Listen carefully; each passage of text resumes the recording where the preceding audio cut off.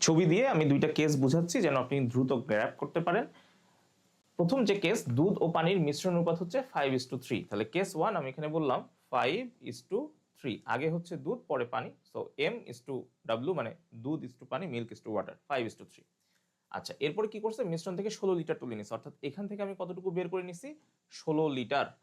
গুরুত্বপূর্ণ একটা কথা হচ্ছে, তার স্থলে বিশুদ্ধ পানি, অর্থাৎ 16 লিটার যে মিশ্রণটা আমি বের করে নিছি, তার স্থলে আমি কি করছি, পানি অ্যাড করছি, এবং এই পানি অ্যাড করার কারণে আমার নতুন অনুপাত হয়ে গেছে 5:7।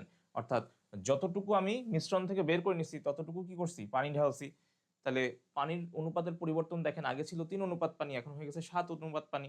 তাহলে এই যে 4 অনুপাতের যে ডিস্টেন্স, এই 4 অনুপাত আসলে কতটুকু, 16 লিটার। তাহলে কি আমি লিখতে পারি যে 4 ইউনিটস, এইটা এই যে 4 অনুপাত এর যে পরিবর্তন, এই 4 অনুপাতের মান আসলে কি বুঝায়, 16 লিটার। ইজিলি বুঝতে পারতেছি। তাহলে একটু বুদ্ধি করে বলেন, আপনাকে জানতে চাইছে মূল মিশ্রণের পরিমাণ। তাহলে এখন আপনার কাছে যে মিশ্রণটা আছে, অর্থাৎ ফাইনালি যে মিশ্রণটা আছে 5 আর 7, 5 আর 7 কত হয়, অনুপাত যোগ করেন তাহলে 12।